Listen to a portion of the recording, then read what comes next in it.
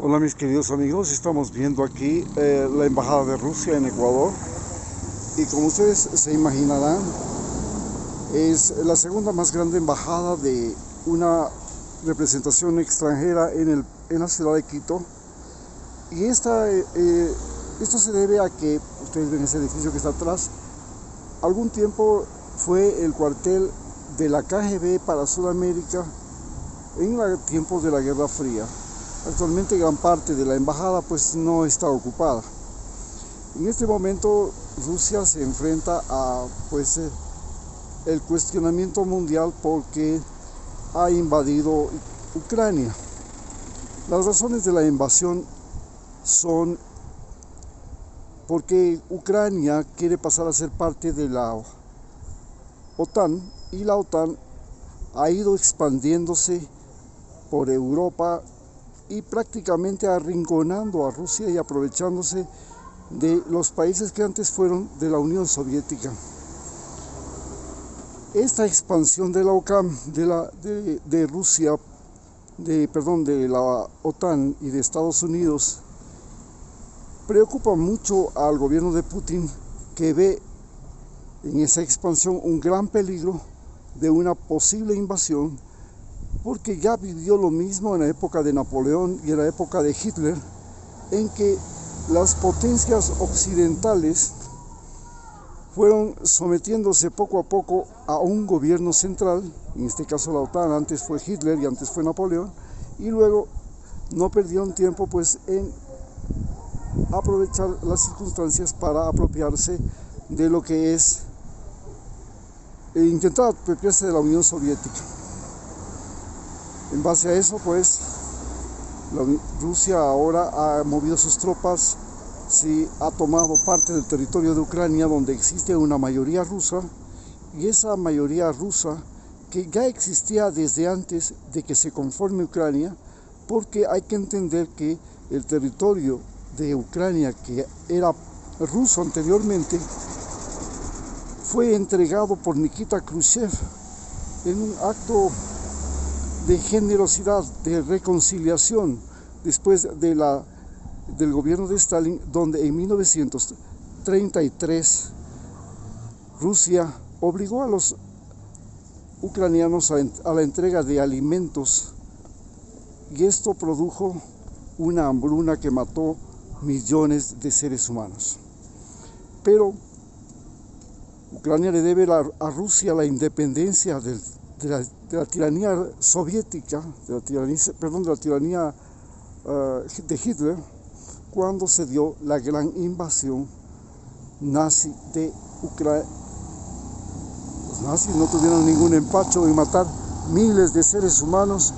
y colocarlos en fosas para después fusilarlos. Fue algo terrible que lo recuerda amargamente Ucrania. El problema fundamental es que es una prueba entre Estados Unidos, la OTAN y Rusia, luego de la guerra de Afganistán, que significó una terrible derrota para Estados Unidos y la OTAN, tras 20 años de una guerra en la que se gastaron miles y millones de dólares en logística, aunque el número de muertos para las tropas norteamericanas apenas llegaron a ser 4.000 en 20 años, es decir, menos de 200 por año, menos de los que mueren en accidentes de tránsito en ese país. Sin embargo, perdieron la guerra. Esto permitió no es la primera vez que Afganistán derrota a una potencia mundial, ya lo había derrotado antes a Rusia después de 10 años de ocupación, y en ese caso significó un colapso de la Unión Soviética porque la guerra le salió muy cara y desmoralizó al ejército soviético, que pensaba que era invencible, pues había, según ellos, triunfado en todas las guerras desde 1534. Posteriormente, la caída de Afganistán, más la pandemia que ha afectado fundamentalmente a Europa y a Estados Unidos, le dan a Rusia la posibilidad de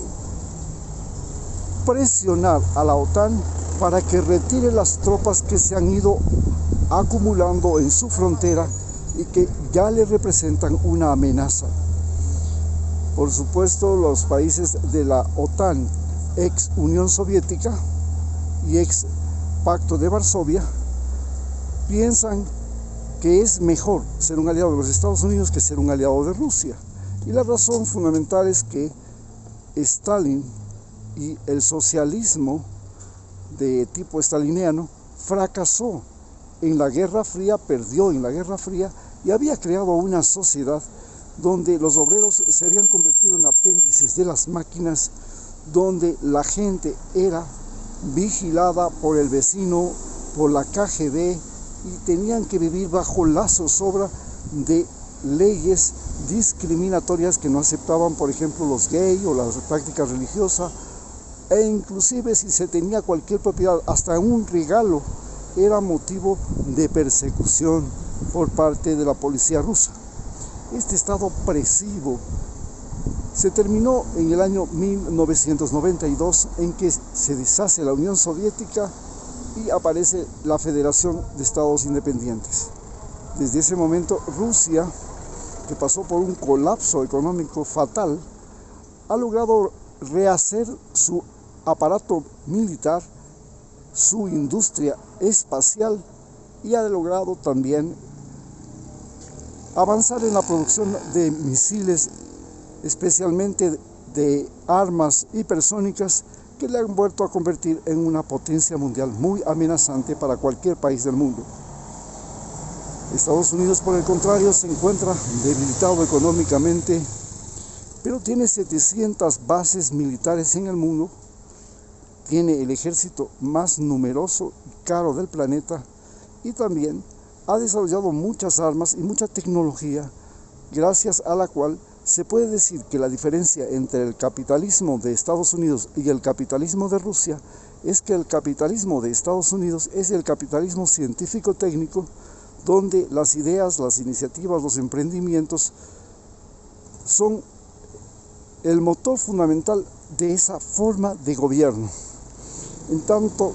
el talento humano, en tanto que el capitalismo soviético se sigue fundando en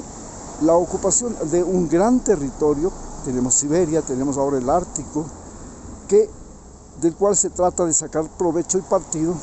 convirtiendo ahora a Rusia en el principal granero de Europa, pero al mismo tiempo en el principal proveedor de gas y petróleo. Esto hace que Rusia siempre vuelva a ser un bocado de las potencias europeas, que no solamente le temen, porque ya Rusia pues invadió Europa en la época de Napoleón y luego invadió Europa en la época de Hitler, sino que además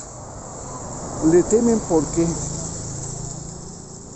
su potencia, sus posibilidades económicas y sus capacidades tecnológicas crean en ellos inseguridad. Ante esto, América Latina se ve en el botín, en la crisis, por cuanto América Latina, que es el principal proveedor de materias primas de Europa y Estados Unidos, también se está convirtiendo en territorio de guerra fría desde después de la Segunda Guerra Mundial, pero también se está convirtiendo en proveedor de materias primas de China y de Rusia. Muchas gracias.